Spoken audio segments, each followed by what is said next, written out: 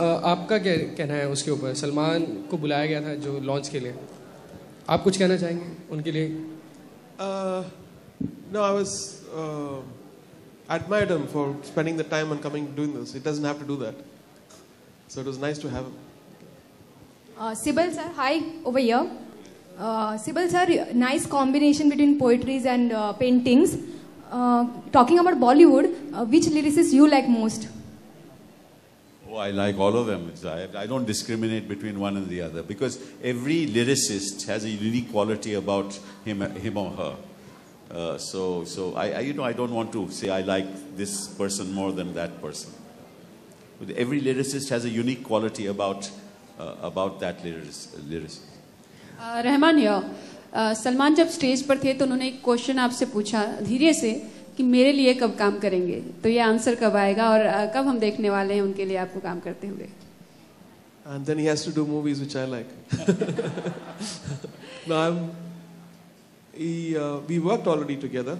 Yes. And the music had been a hit, Yuvraj, and I think there's always life is a cycle. We'll do something extraordinary together, hopefully. तो रहमान जो वो फिल्में करते हैं आपको वो पसंद नहीं आती इन दिनों में? Sorry?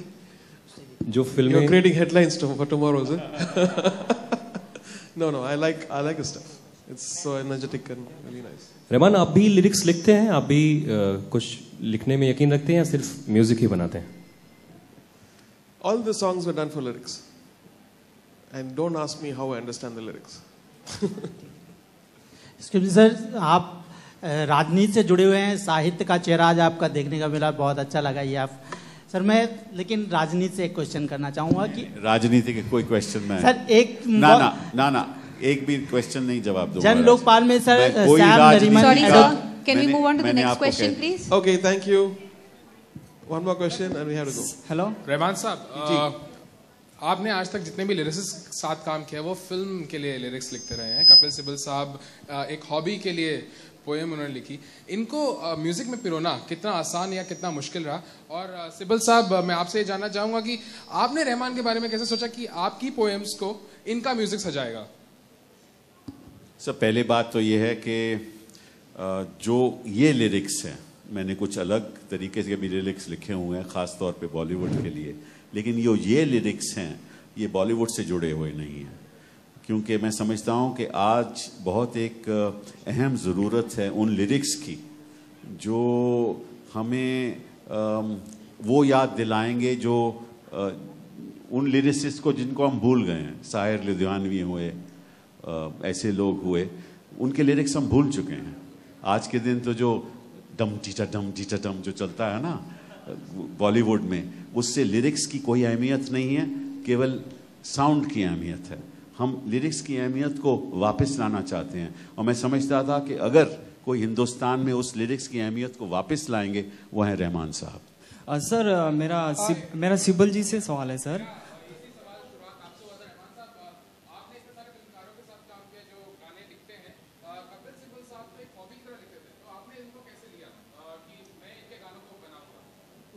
No, I think I was at a state of mind when I met Sibbal Saab, where I was traveling, I was doing English movies, I was doing a very dark movie. So when I heard those lyrics, it brightened me up. It was very simple, it was from the heart, and it had an emotion in it. So I didn't think much. I was not very careful about what I should do. I said, let me do something. And everybody was complaining that I was doing very less work in Hindi.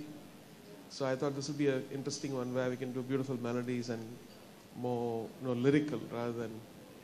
So even the orchestration, when you see this, very less orchestration and more concentrating on the voice and the lyrics and the tune.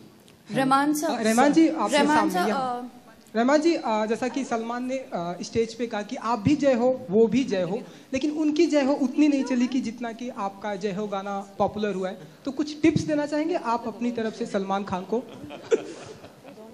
No, my Jai Ho was done for a different reason. I think he had a different title, and the title was owned by our company to protect people misusing it abroad. We gave an NOC for that, and it was peace. No problems with that. Rahman साहब, इसके बारे में जरा मैं भी कुछ बोल दूं कि जब रहमान साहब का गाना जय हो को अवार्ड मिला तो गुलजार साहब के लिरिक्स थे। तो गुलजार साहब से मेरी नज़दीकी दोस्ती भी है। तो जब मैंने अपनी अंग्रेज़ी की बुक लॉन्च की पोएम्स की, तो पहली बार मैंने हिंदी में पहली कविता मैंने लिखी जिसका टाइटल था किस किस की जय हो, और वो मैंने गुलजार साहब को दी। मेरा सवाल सिब्बल जी से है। सर, आप राजनीति की बड़ी शख्सियत हैं सर। अभी जिस तरह की भाषा यूज की जाती है राजनीति में, उसके ऊपर क्या कहना है सर आपका?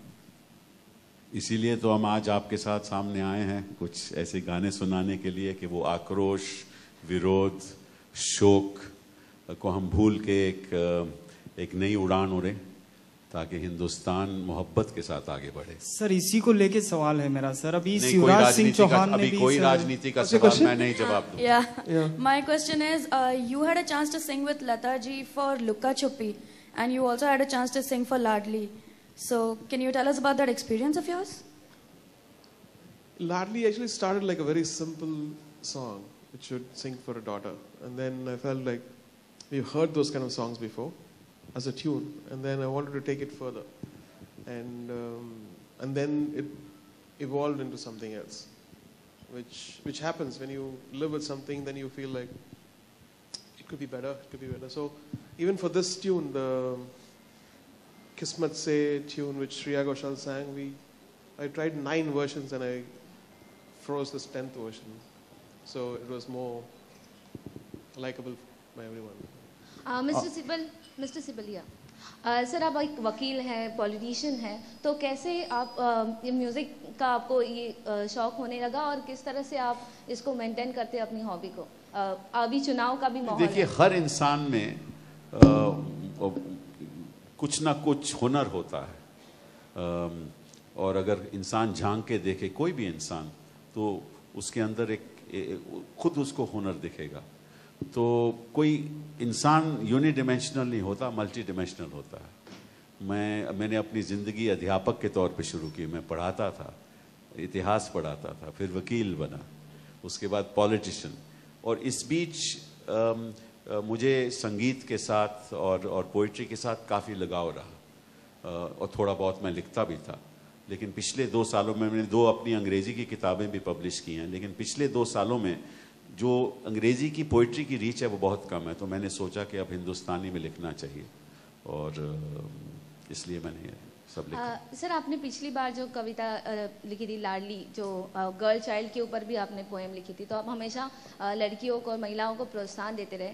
तो ऐसी ही देश की बेटी है लक्ष्मी, जो एसिड अटैक हुआ था दिल्ली में, तो अभी वो ज़िंदगी में काफ़ी आगे बढ़ चुकी है और हमारे चैनल पे न्यूज़ एक्सप्रेस पर वो एक शो होस्ट करने वाली है। तो आप उनकी हौसला अफजाई कैसे करेंगे? फर्स्ट टाइम एक एसिड अटैक विक्टिम एक चैनल पे शो होस्ट करने वाली। सबकी ऐसे हमारी जो बच्चियां हैं, महिलाएं हैं, जिनके ऊपर अत्याचार हुए हैं, हमको अत्याचार को विरोध करना है और उनकी हौसला अफजाई करनी है। कोई भी अगर मुझे मौका मिलेगा हम जरूर करेंगे। Rahman sir, if you can also say something about this. If you see the video, I think you'll understand what we're trying to do. Last question, please. Mister Rahman, highway film अभी आई, आपका म्यूजिक आया, क्या लगता है कि कुछ कमी रह गई थी हाईवे में? क्योंकि पटाखा गुड्डी के अलावा